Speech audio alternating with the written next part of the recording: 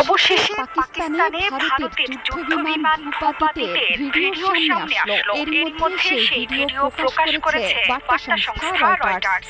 ভারতের পক্ষ থেকে হামলার পর পাকিস্তানি সামরিক বাহিনীর মুখপাত্র জানিয়েছিলেন 5টি যুদ্ধবিমানের মধ্যে 3টি হলো ফ্রান্সের তৈরি রাফাল, একটি রাশিয়ার তৈরি সু-30 এবং অন্যটি মিগ-29 যুদ্ধবিমান। এর মধ্যে সু-30 ও মিগ-29 যুদ্ধবিমান সোভিয়েত আমলে তৈরি করা যুদ্ধবিমান। ভারতের আকাশসীমাতেই এসব যুদ্ধবিমানকে গুলি করে ভূপাতিত করেছে পাকিস্তান। ভারতের পক্ষ থেকেও স্বীকার করা হয়েছে যুদ্ধবিমান ধ্বংসের কথা।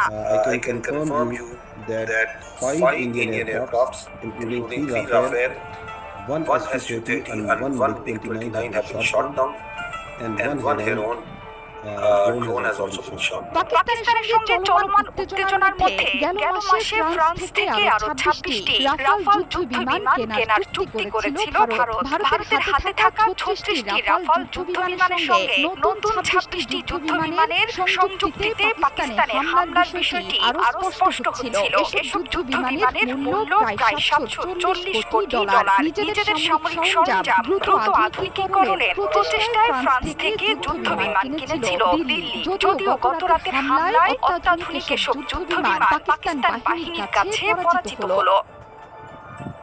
গতরাতে কোটলি, ভাওয়ালপুর, মুরিদকে বাগ ও মুজাফফরবাদে ক্ষেপণাস্ত্র হামলা চালিয়েছে ভারত। এর পরপরই বদলা নিতে শুরু করে পাকিস্তান সেনাবাহিনী। সাথে সাথেই ভারতের আকাশসীমায় থাকা অত্যাধুনিক 5 যুদ্ধবিমানকে ভূপাতিত করে পাকিস্তানের বাহিনী। পাকিস্তানের সামরিক বাহিনী জানিয়েছিল দেশটির মাটিতে আক্রমণে অংশ নেওয়ার পরই ওই 5টি ভারতীয় যুদ্ধবিমানকে লক্ষ্যবস্তু বানানো হয়েছে। এই প্রসঙ্গে খাজা আসিফ বলেছেন, ভারতের 5টি বিমান কয়েকটি মনুষ্যবিহীন আকাশযান, ড্রোন ও নিয়ন্ত্রণ রেখা এলওসি বরাবর কিছু ফাঁড়ি ধ্বংস করা হয়েছে।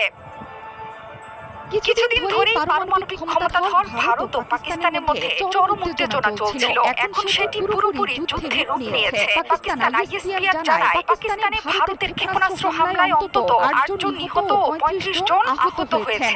এদিকে ভারত সরকারের এক বিবৃতির বরাতে বার্তা সংস্থা রয়টার্স বলছে, ভারতের সশস্ত্র বাহিনী অপারেশন সিঁদুর শুরু করেছে। এর আওতায় পাকিস্তান ও পাকিস্তান নিয়ন্ত্রিত আজাদ কাশ্মীরের 9টি স্থাপনায় হামলা চালানো হয়েছে। যদিও ভারত সরকারের দাবি, পাকিস্তানের সামরিক বাহিনীর কোন স্থাপনাকে এই অভিযানে নিশানা করা হয়নি। ভারত নিয়ন্ত্রিত জম্মু ও কাশ্মীরে পাকিস্তানি বাহিনীর গোলায় ভারতীয় সেনাবাহিনী জানিয়েছে।